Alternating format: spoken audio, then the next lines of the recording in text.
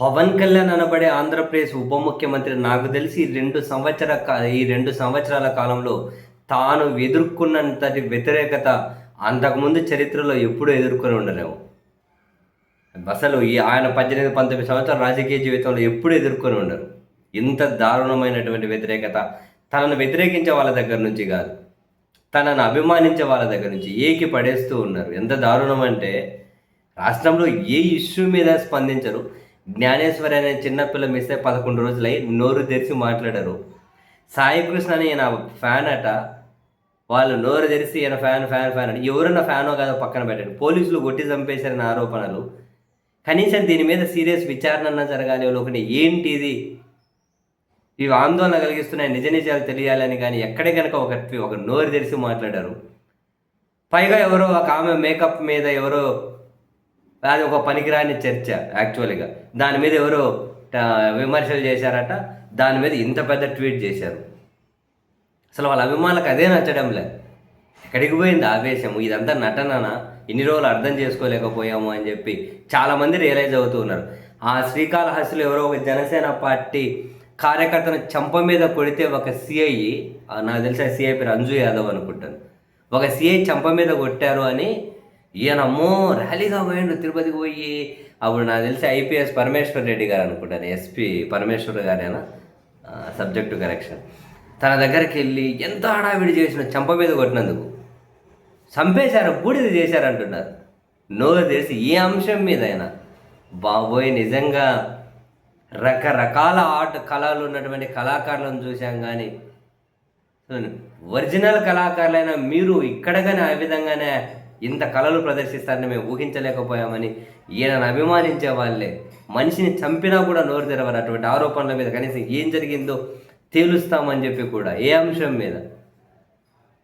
అంతకుముందు ఆయన ఢిల్లీకి వెళ్ళి ఢిల్లీ జాతీయము అది ఇది రకరకాల మాట్లాడినప్పుడు కూడా వీటన్నింటిని బేస్ చేసుకుని ఒక ఫ్యాన్ కూడా పెట్టారు.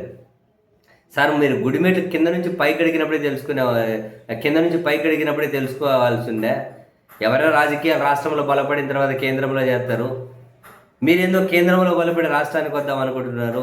సేమ్ గుడిమెట్లు కింద నుంచి పైకి అడిగినట్లే ఉంది ఈ వ్యవహారం కూడా అని చెప్పి కూడా ఈయన అభిమానించి అనే పోస్ట్ పెట్టారు.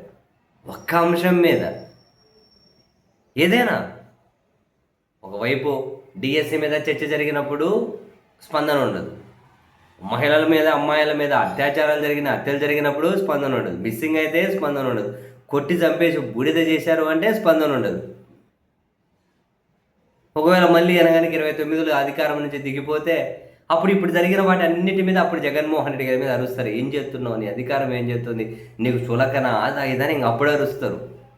ఎంత అన్యాయమే నిజంగానే. ఇటువంటి వాళ్ళ అధికారంలో ఉండాలి కూడా. జనానికి కానీ తెలిసి రావాలిగా ఎవరేంటి అని. సీరియస్లీ జనానికి కూడా తెలియాలి ఎవరేంటి, ఎవరి ఒరిజినాలిటీ ఏంటి, ఎవరి నటన ఏది ఒరిజినాలిటీ అనేది కానీ తెలియాలి. చాలామందికి తెలిసి వస్తున్నాయి ఇప్పుడు. సరే ఇంకా తెలుసుకునే ఉన్నారు, అది వేరే విషయం లేండి. కానీ నీ పాసుగుల మనిషిని చంపేసి బూడిద చేశారంటే వింటేనే ఎట్లనో అయిపోతుంది. అరే వ్యవస్థలు ఇట్లా చేసేటట్లయితే రేపు ఎవరైనా చేయొచ్చు. ఎందుకంటే పోలీసుల చేతిలో తుపాకీ ఉంటుంది, తుపాకీలో గుండ్లు ఉంటాయి, లాఠీలు ఉంటాయి, ఎవరినైనా ఎత్తుకెళ్ళే హక్కు వాళ్ళకు ఉంటుంది. అవసరమైతే కాలుతో, అవసరమైతే తంతారు, అవసరమైతే బూడిద చేస్తారు. ఇంక ఎవడు బతకక్కర్లేదండి. ఇటువంటి వాటి మీద కూడా ప్రభుత్వం అనేది ఒక పవన్ కళ్యాణ్ గారి, చంద్రబాబు నాయుడు గారికి ఏమైంది, ఎందుకు స్పందించారు? లోకేష్ గారికి ఏమైంది, అనిత గారికి ఏమైంది? స్పందించేది ఏంటి? బాధ్యత మీరు కదా వహించాలి, జవాబుదారీతనం. ఆంధ్రప్రదేశ్లో కూడా కాక్రోచులు పుట్టుకురావాలి. ఈ అంశం మీద కాక్రోచులు పుట్టుకొచ్చి వీళ్ళందరినీ రాజీనామా చేయమని చెప్పి అడగాలి. కనీసం కాన్సర్న్ మినిస్టర్ అయినా కానీ రాజీనామా చేయాలి. ఎంత దుర్మార్గమయ్యా నిజంగా. స్టేషన్ మీద హత్య కేసు పెట్టడం తప్ప ఏముంది, ఇంకా ఏం మిగిలి ఉంది? అందరూ అనుకోలే. అరే స్టేషన్కి తీసుకెళ్ళి మనిషిని కొట్టి చంపేసి బూడి చేయడం ఏందండి బాబోయ్. అరే